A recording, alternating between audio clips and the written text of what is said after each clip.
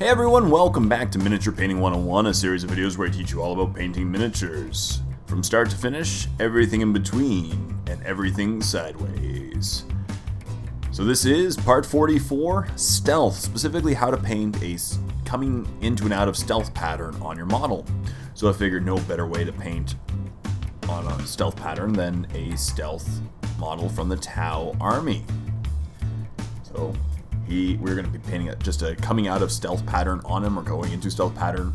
So today we'll be using two sets of paints. The first set of paint is Mornfang Brown and XV88, and these are designed to mimic the tones of the base. Basically, whatever your base color is, you want to mimic the first part of this tutorial, and the second part will be Lothern Blue and White Scars, used to mimic an electrical pattern around the stealth effect. That way, when combined, it looks like he's going into or coming out of a stealth pattern. So as I mentioned, my actual base of the model is painted Mornfang Brown and highlighted with XV88. So I start with Mornfang Brown, and of course I thin it down while using my palette, because obviously we're going over previous colors of paint. I've painted the model in entirety, and then I'm now adding the stealth effects, so I don't want to ruin any details. So of course the best idea is to thin it down. I use a little airbrush thinner, get a nice consistency, and then I start painting the edges of my stealth pattern. What I'm going to do is I'm going to do a jagged zigzag pattern. Basically, I want the edges to be zigzag pattern, because it'll mimic the electrical output of his stealth suit. So we're just going to paint, basically a zigzag pattern around the parts that we want to be stealthed. As you can see, just going ups and downs, like a shark tooth pattern. And I'm going to do this on the backpack, the gun, and his leg, and that way I'll show the pattern just on these three areas, and it looks like he's just, as I said, coming out or going to a stealth pattern. And I just continue to do the zigzags around the body, ups and downs, the backpack.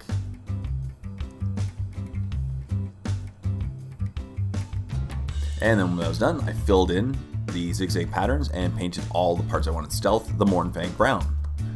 It was nice and thin, so it went over pretty easily over these parts, but I just didn't want to obscure any details.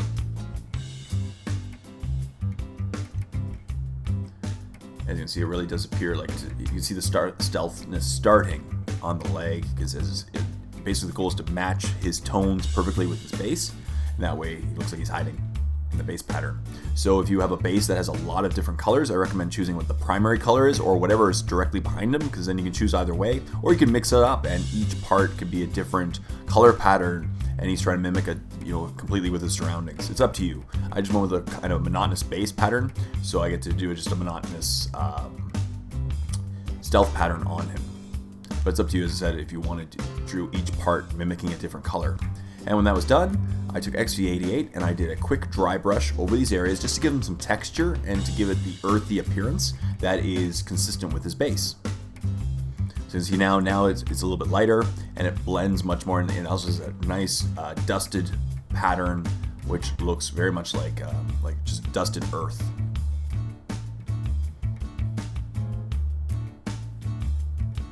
As I said, it's just a quick dry brush over these areas, and try to keep a little bit of the Mornfang Brown close to the edges. It's easier to go over it later if it's just a clean edge.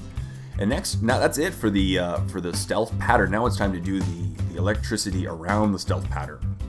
So I took my Lothern Blue, and of course I did thin it down because I want to do nice thin lines, and using a relatively nicely tipped brush, I went over the edges of the pattern and sharpened them a little bit with the Lothern Blue.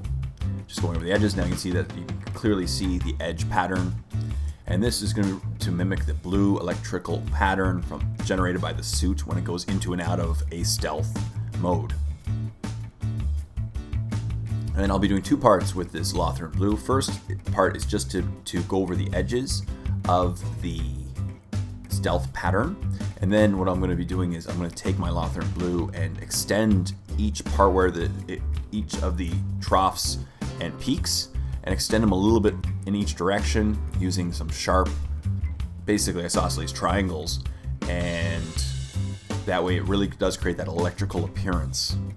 But first, now we just got to go over the patterns and sharpen them a little bit, make sure that they're nice and edged.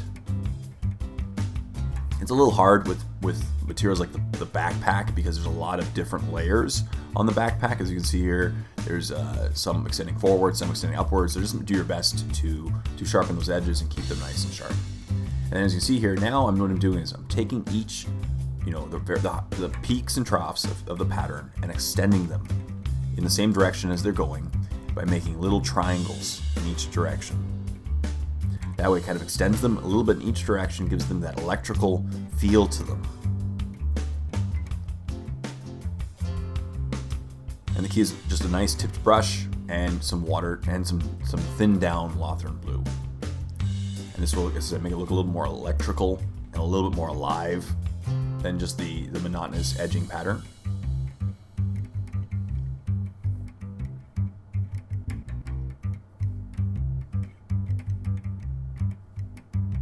And if you ever find yourself making it too thick or you ruin the lines, you can easily fix it by just going over by correcting the lines with either the original color of the model or the color of the stealth color, like the one that matches the base, and you can use those to clean up the lines.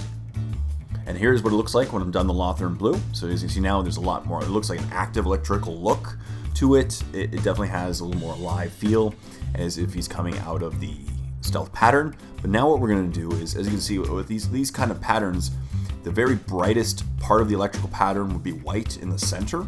So what we're going to do is we're going to take white scars, and once again I'm going to thin it down, so a 1-to-1 mix of white scars to thinner. And then what we're going to do is just down the center part of each line, we're going to take, so I'm going to use a very fine brush for this, and I'm going to take the white scars and just apply it to the middle part of each line of the electrical pattern.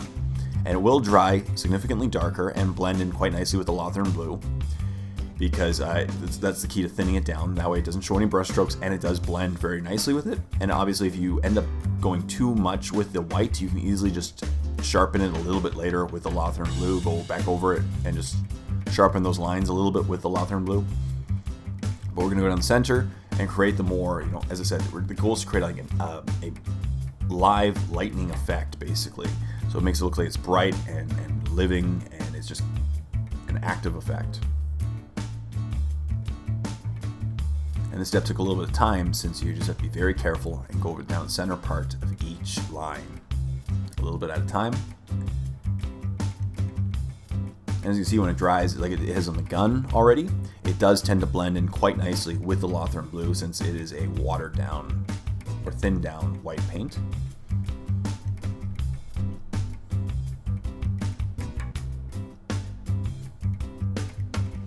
And that's it. So now you see the nice electrical effect is on the model, and the rest of the stealth model does blend in quite nicely with the base. It's the same color, same texture, and the active lightning pattern makes it look like he's going into or coming out of a stealth pattern.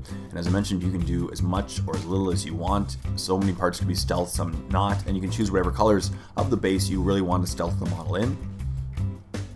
And here's what the model looks like from the side. As you can see, the gun is the front part is now in stealth mode, the back is not, and it looks like he's just going into or out of. So it's a very easy effect to achieve, and it looks quite nice on stealth suits such as this one from the Tau Army. So thank you very much, as always, for watching this episode of Miniature Painting 101. I really hope you enjoyed it. And stay tuned for part 45, which is just around the corner, next week as always. But if you don't want to wait for next week, check out The Warp. Click on the link below for a free 14-day trial to my premium YouTube channel, where not only we get to see the next 6 months worth of Miniature Painting 101 episodes, you'll get to see dozens of start to finish painting tutorials, battle reports, and just some awesome wargaming content. So go ahead and check out The Warp. I think you'll really enjoy it. So thank you very much once again for watching this episode. And until next time, this is Jay saying, happy painting, everyone.